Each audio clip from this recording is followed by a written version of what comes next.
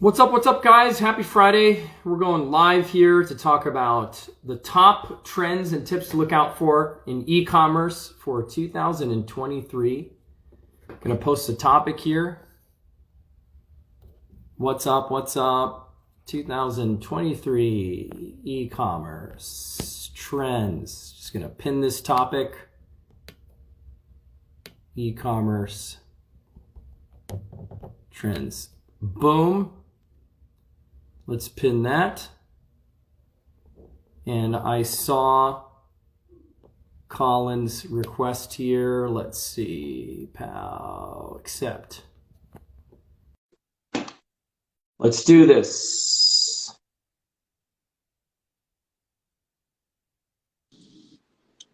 There he is. Hey, what's up there, big guy? What's going on, my man? Collin, how are you? Good. Just finished taking the dog for a walk and just chilling out now. Is that the German Shepherd? She's a Belgian Malinois. Yeah, Vega. Yeah, Vega, that beautiful dog of yours that does crazy tricks, can climb up a 20-foot wall or whatever. Oh, she's an athlete, that's for sure. Basically like dad, right? Yeah, she's 100 miles an hour and out of control, so that's good. she's perfect for me. Beautiful. Excellent. Well, thanks for jumping on. I think we wanted to do this for a while, just kind of talk about what's ahead for e-commerce in 2023. And tell all of our followers a little bit of your background. Like, what do you do in the e-commerce world, and what's your experience? Yeah. So I'll just because e-commerce is like such a vast, broad term. There's 5 or 6 different like avenues where you can generate income through e-commerce. What we specialize in is essentially known as like drop shipping, which is we will purchase a product for say $50 and then we'll sell it for $100. So it's 100% passive income.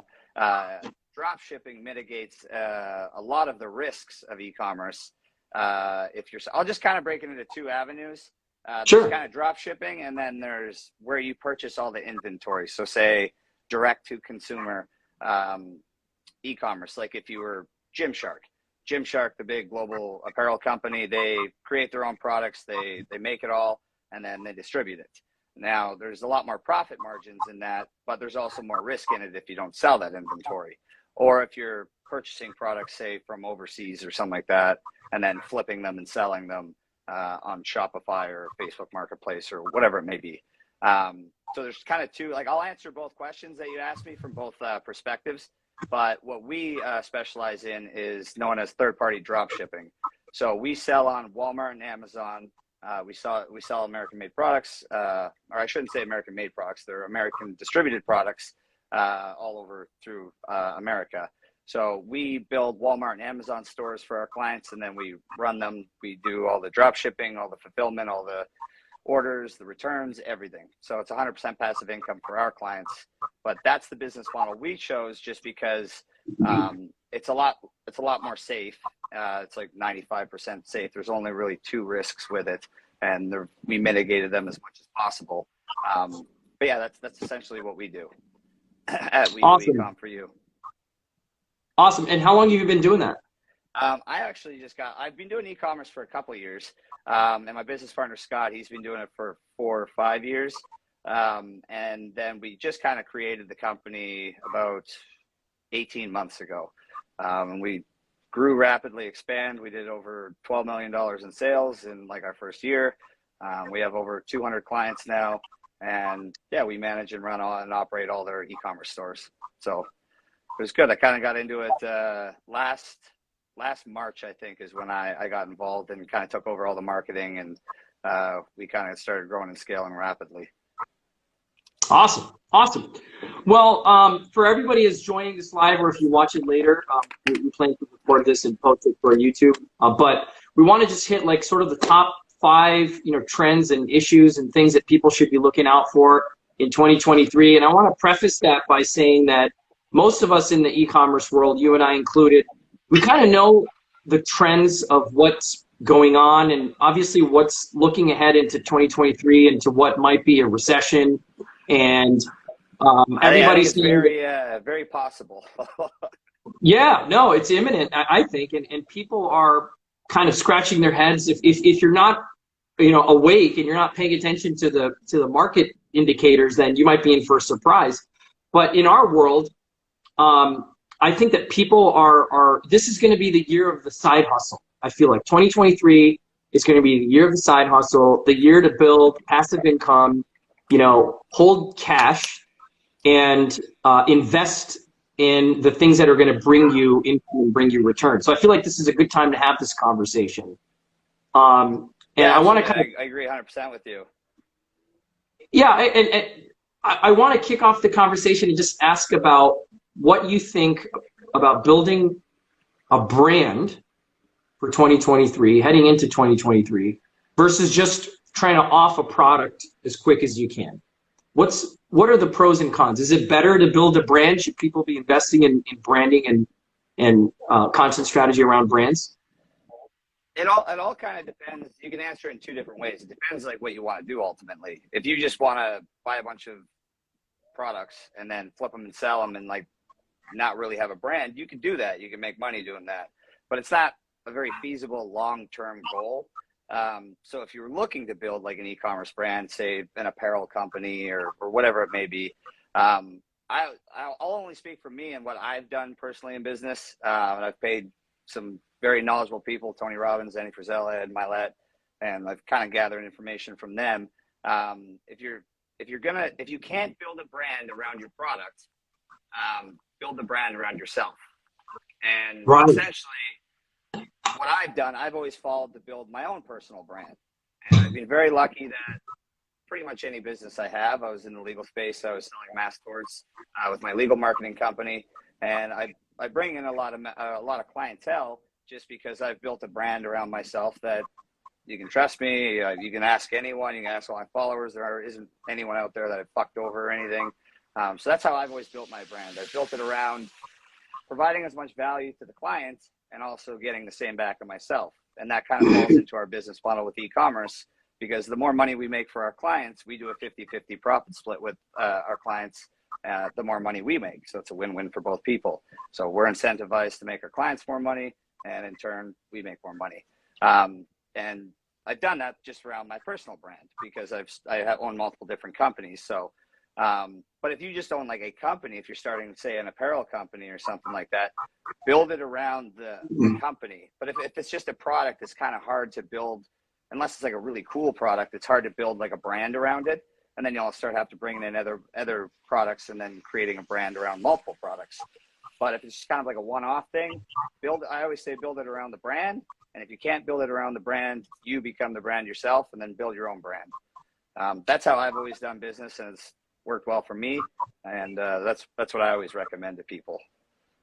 I really like the advice and the notion, and I personally agree with building a personal brand going into 2023, because people recognize brands and they give trust and credibility to brands over anything else. And when money is scarce and you have, let's say, a budget of $100 to spend on something, if you know the person that you're buying from, you trust and there's credibility that you're going to get the $100 worth or better, you're going to pick that option over the generic person who's selling a service or product, right? So you've done it really well. I mean, you have your brand. It's not necessarily about a product or a service, but we trust Collin. We know who Collin is. He's got years of experience. He's paid experts. He's not pulling stuff out of his ass. And that's true for whether you're in the widget world and selling, tennis shoes, or whether you're whether you're in the legal world and offering legal advice. Your brand is what people are going to pay more and more attention to, especially when dollars are scarce. And I think in 2023, dollars are going to be scarce, right? Yeah, I agree absolutely with you. Yeah, I can't even, like, the amount of times I've been on business calls and people are like, I don't even know what e-commerce is, but I've followed you for like 5 years and like I trust you. Like, I really like your content. You've taken time out of your day to answer my questions, and I always will, because I know it's like pay it forward. If I give somebody advice, give them value, help them in some way, it always comes back to you. Even if you don't think it will in some way. So I agree.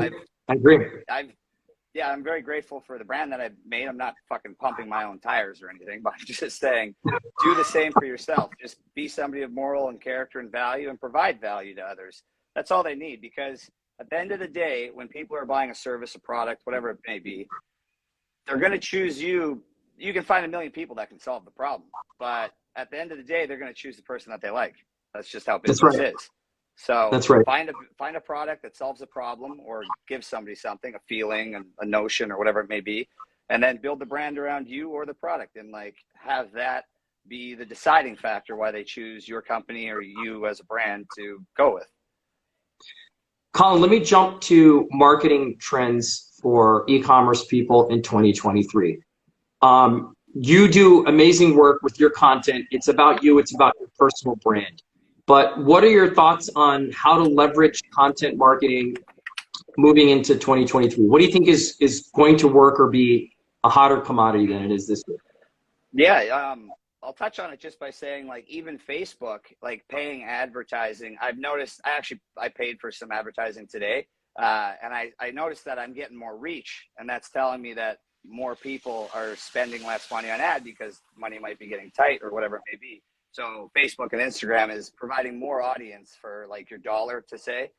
You're getting more bang for your buck, so which is a great thing. And yeah, I would say to go heavy, like if you're just starting out a new company, go heavy into free social media marketing.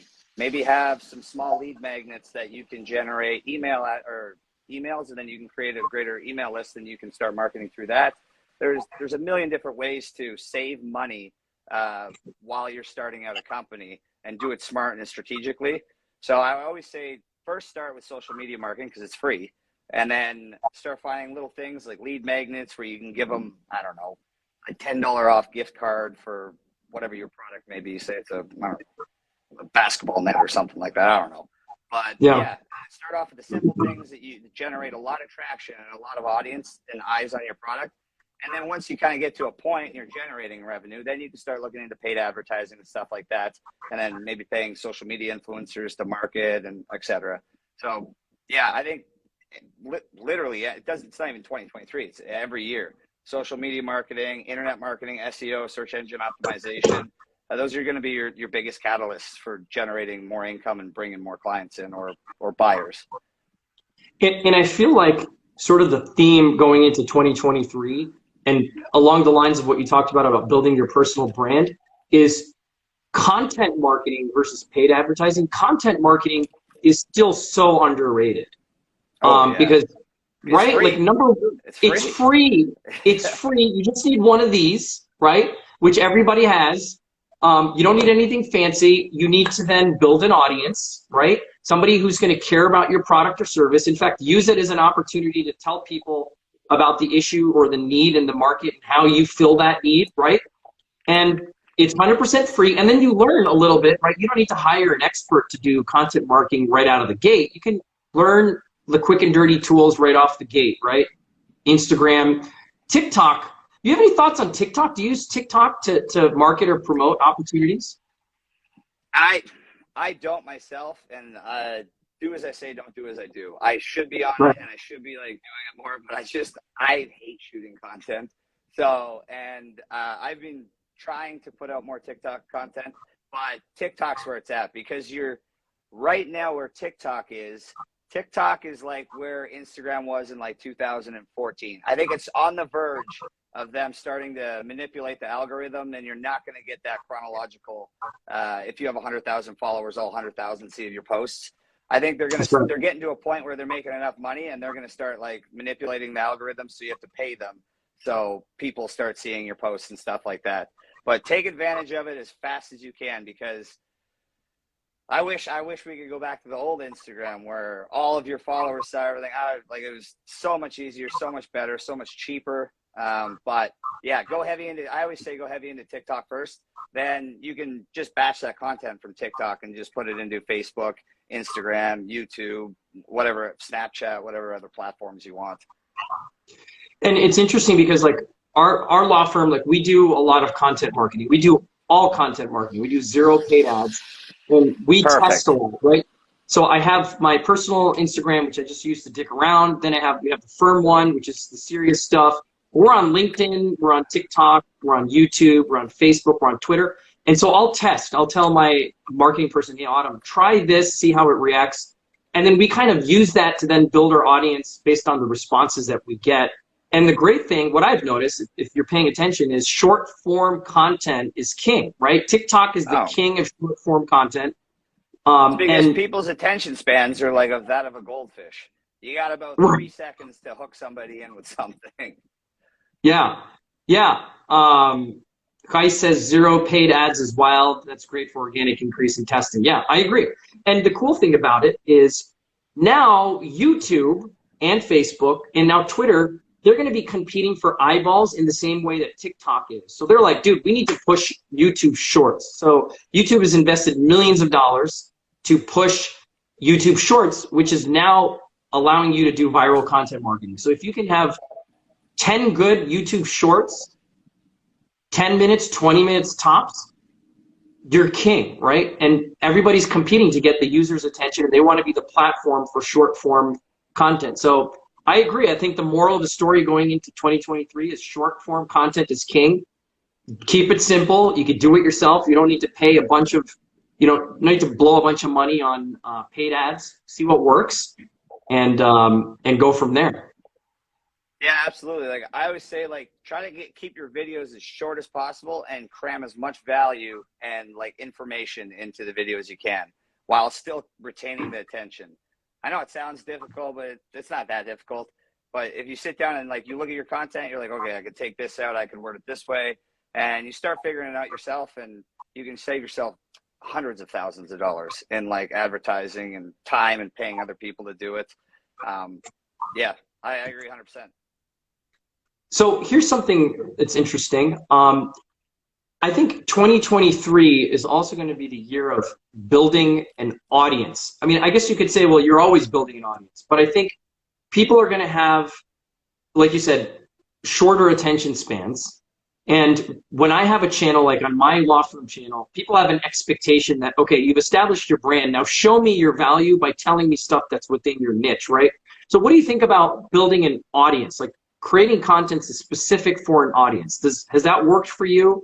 Or do you think you just keep it broad and generic? No. Make it you, because it's your brand. Like, well, as long as you're like not a horrible human being, but if you're just a normal human being, just make it you. Like, you're the brand. People like you're going to put out information and it's going to be valuable, or it should be at least. And when you're doing that, it's valuable information. That's good for everybody. So now the next step is you just have to create your brand and have people like you as a person, if you're your personal brand, or the law firm or whatever it may be, or the company. And then it's really, people overcomplicate it. You just got to put out the content, provide value, solve a solution, or be the solution to someone's problem, and then create your brand and be you. Like, because people are ultimately going to choose to do business with you because they like you, or they relate to you, or you remind them of somebody, or whatever it may be. So yeah, I 100% make your brand has to be super valuable and unique to you. And then don't think about what everyone else is doing. You can take like tips and like tricks and techniques and like stuff like that and strategies from other people, but then don't try to be anything other than yourself or whatever your vision for your brand is. So yeah, you guys are killing it. I know it's difficult to make a law firm sexy. So like you guys are doing well. We're bringing sexy back. Yeah, lawyers are always like, how do I get more clients? No one wants to look at my stuff. I'm like, well, I hate to break it to you, but personal injury law isn't very interesting or sexy to the general public. So I'm like, just keep putting out value, and then I know you're not going to get as much eyeballs, but the people that do see it, they're going to be your clients and your audience. So don't ever think about the big numbers, and just focus on like providing value and writing the proper messages and conveying the proper messages to your audience.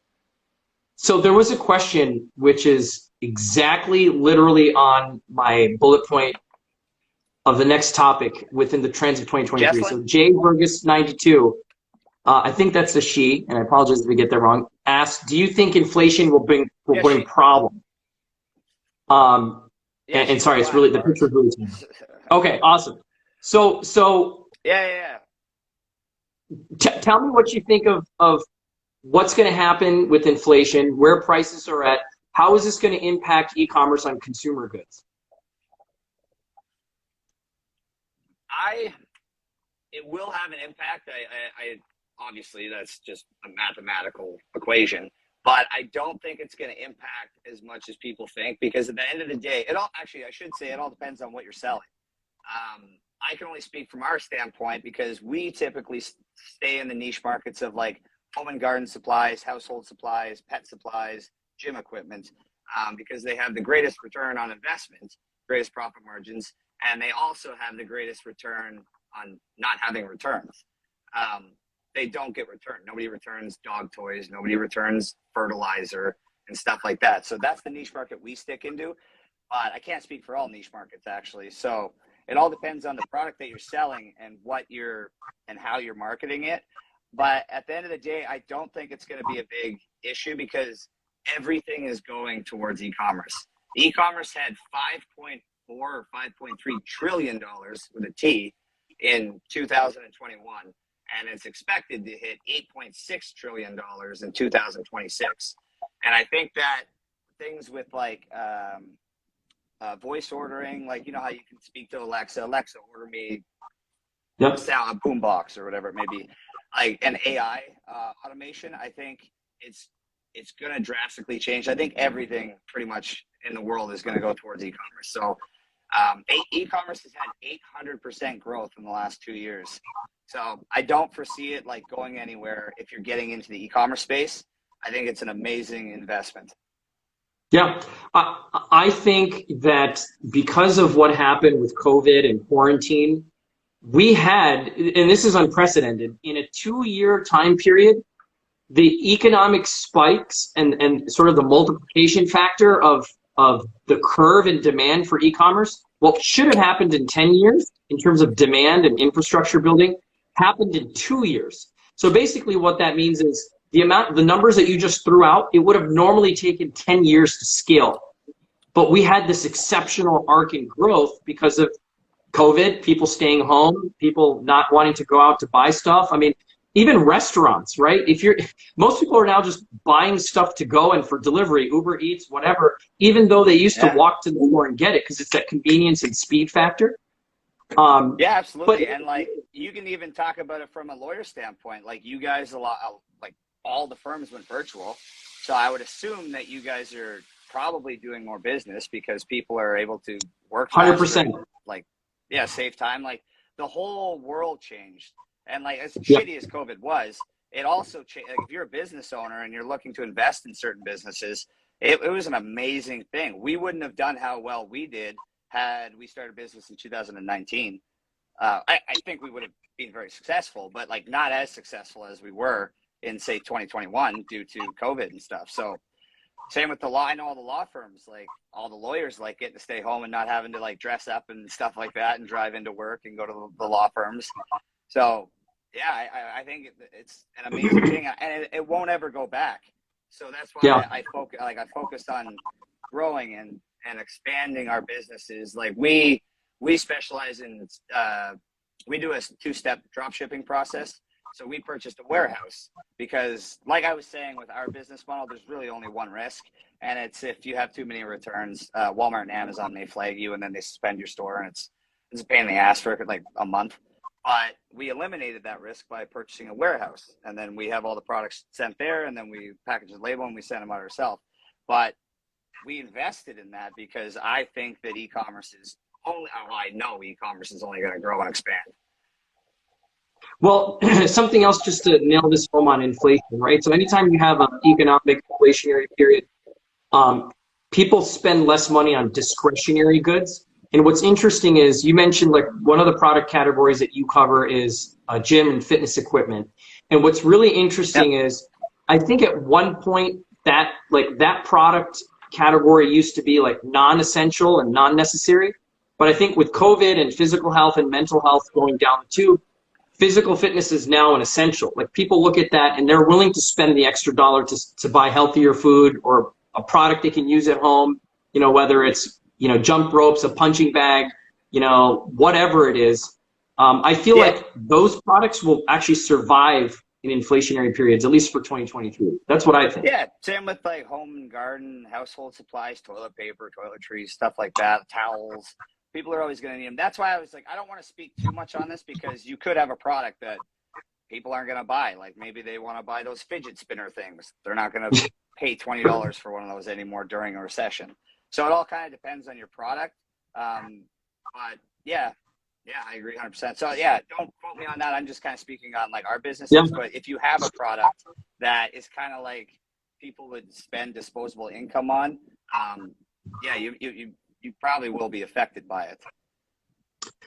One of the things, at least the lawyer in me wants to point this out as one of the trends in e-commerce, and this is not a good thing, but it seems like the trend from a regulation standpoint is the FTC, the Federal Trade Commission in the United States, is cracking down on these bogus scams, like sort of like business coach scams, sign up for $500 a month, or maybe it's $10 a month, and then they upsell you on some kit because the chargeback ratio is so high. And I think the state attorneys general's got so many complaints and it kind of trickled up. But do you have any experience with people maybe who are competitors in your industry that are just selling bogus, like professional coaching or professional advice that doesn't really lead to like tangible help or like a tangible product or service? I personally don't know any in the e-commerce space, but I know a fucking boatload in the fitness industry. Yeah. And like other industries, business coaching industries, where the person doesn't even own a business except for the business of teaching other people business. So Right. I always find it funny. That's a good way to say it. Yeah. Yeah, I would look into it, like, because I thought about it. I'm like, well, this guy's making that much money, but then I'm like, well, I don't know, like, how to, like, I'm not going to do that because I want to from a moral standpoint, but also because the moral standpoint is like, well, this might be illegal, or if it's not illegal, I'm not providing as much value as I could. Like, if you ask me how to grow and scale a fitness company, I could tell you, but if you ask me how to grow and scale any business, I can't tell you that. I can only tell you from my experience and my knowledge, but I wouldn't charge someone for that. So Yeah. yeah, it's interesting. I've heard of a couple people in like the fitness industry getting nailed by the FTC and stuff like that for the way they worded things, and they were like marketing their coaching and stuff. But I think well, and I know there's a ton in the e-commerce space because people are always like, oh, I'll teach you how to sell e-commerce and pay me $5,000 and you'll make $10,000 in your first month. If you can't guarantee that to somebody, you can't charge someone and teach them bullshit. So yeah, I would imagine that would be illegal in a plethora of different ways. Well, interesting thing is because there's more activity just online and people are turning to e-commerce or online advertising more, there's definitely been an uptick in like deceptive advertising too, right? So people are spending more in ads, which means there are more low quality ads. There's more scammers. And so for people that are looking to jump into e-commerce, one of the things I always tell people is don't do something because it looks like it's working for someone else. Talk to professionals, right? Talk to Collin or talk to me. Talk to somebody who's a professional or expert in that niche. Don't just do what somebody else is doing because you don't know how deep that runs. You don't know if they're going to get shut down. You don't know if they're going to get sued. That copycat mentality, people tend to think and do that quite a bit online. For whatever reason, with e-commerce, they think monkey see, monkey do. It's working for them. I'm just going to copy it. And unfortunately, that can land you in deep waters, not only from a regulatory standpoint, but your business can fail. You can't just copy what you think is working for somebody. You have to kind of put some diligence and time in, talk to the experts before you launch, right? Oh yeah, like we have a lot of clients that came to us and they're like, hey, I did this exact same business model with so-and-so and I lost like 20 grand. I'm like, man, I feel fucking super bad for you. Like, all I can say is like you should have done your due diligence. Like that's why like whenever I have business calls, like we'll send people the contract. I'm not gonna push you. I know like what we provide can add value to you. It's up to you if you want to do it. And then I always tell them like if you want like references, just let me know. We got a list of people that like gave us the okay to like pass out their numbers and their information. So I don't ever want to like lie to anyone. I want all of our clients to like feel comfortable, like that we're going to provide value to their investments. So yeah, there's so much. It's like any business market. There's always scammers and people that'll take advantage of other people and they'll bullshit things, which sucks, unfortunately. But at the end of the day, like I always say, do your due diligence, ask around, ask the company. Do you have references? Do you have clients that I can speak to? With us, it's a little bit different because we have to like talk to our clients because it's like it's financial like information that they're like they want to know how much money they're going to get back and stuff, or how much money other clients have like profited with our company. So we have to kind of ask people, and we have some clients that are like, yeah, like I don't mind if you have so and so like message me. But like for other companies, like if you're going to invest in like a business coach or say something, do some due diligence, ask him who he's trained. And if they don't give you any names, then that might be a red flag that's weird. Yeah. So, yeah, because if they're a good business coach, they want to show you the success of the other person that they coach. So yeah, always do your due diligence, ask around, ask some professionals, even if it's you trying to message, say, Andy Frisella. Like he might not answer you because he's got a million other things, but Andy's a great guy, and if he sees it, he'll probably give you an answer. Like the worst thing that can happen is you don't get answered, or he's just like, oh, I don't have time to answer you. But do as much research as you can into the investments that you're going to invest in, and do your due diligence. That's all I can say. You know, this is one of the final points I want to make. And there were some questions that came through, but if you're watching and you have a question and you want to drop it in, Collin or I are happy to answer it. But here's a interesting point. I keep reading, and all of the sort of e-commerce, web-based entrepreneurs keep saying this, right? And that is 2023, because it's an inflationary period that we're in now and into the foreseeable future, because people are generally cash strapped and the way the economy is, 2023 is predicted to be the year of the side hustle.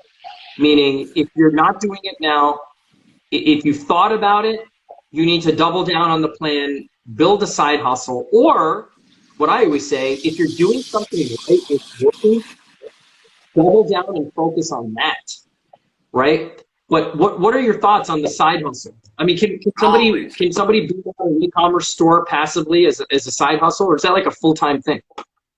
No, our clients literally don't do anything. It's 100% passive income. So if you're wanting to create a company and create a side hustle, do it. All the power to you. I fully support you. Even if it's not e-commerce, you can message me. And if I can give you an answer or help you or point you in the right direction, I always will. And if I don't know the answer, I'm pretty certain I know somebody that I can ask.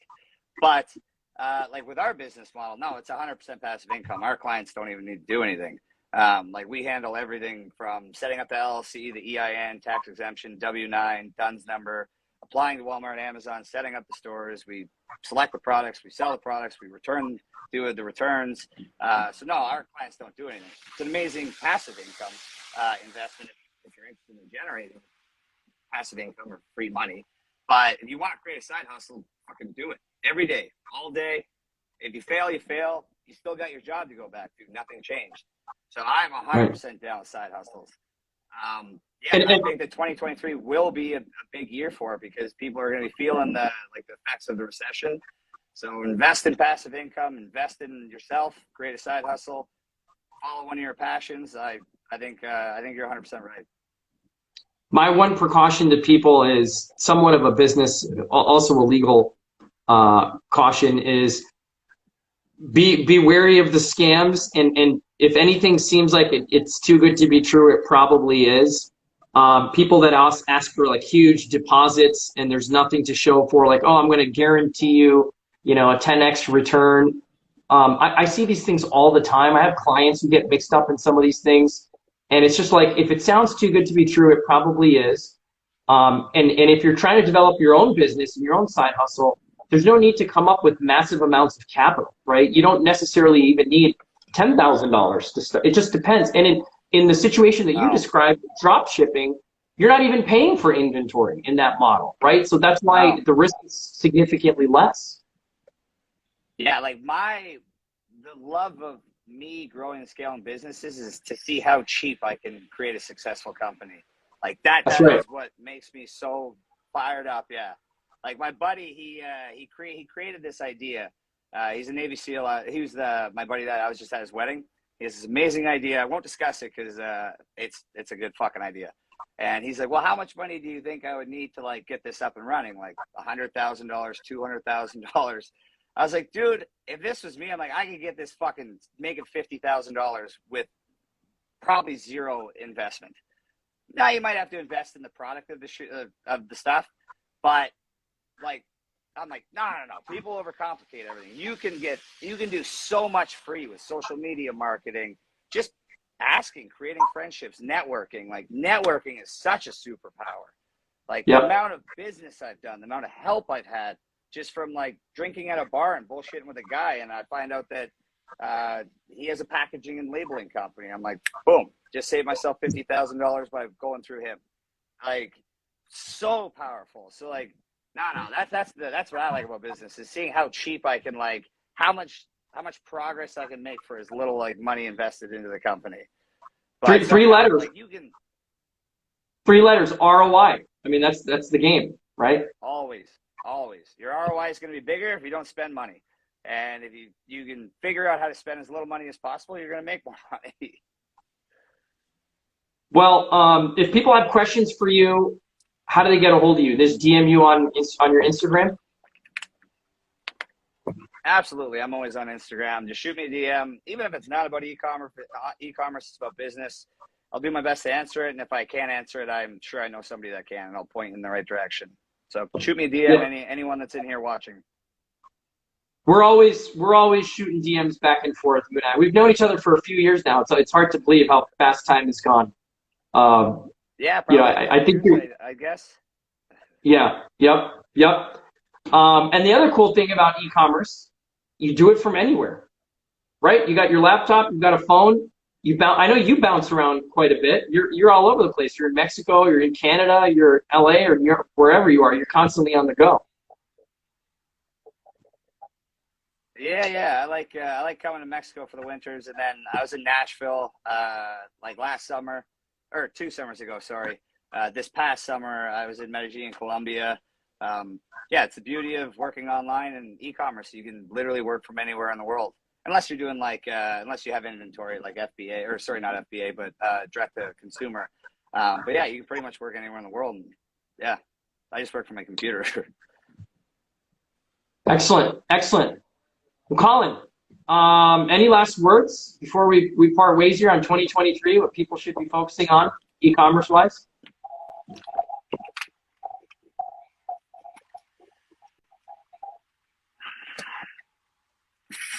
Take a look at your finances, figure out where they're at, and if you want to go after something, create a side hustle, and it seems plausible and profitable, go after it, man. If it seems like a good investment, go after it, because I think you're right. I think 2023 is going to be the year of the side hustle. Agreed. Well, thanks for your time this evening, man. I really appreciate it, and let's do this again sometime soon. Absolutely. For sure, man. Hope everybody has a great night. Excellent. Thanks, buddy. Talk soon. All right. See you, man. Bye.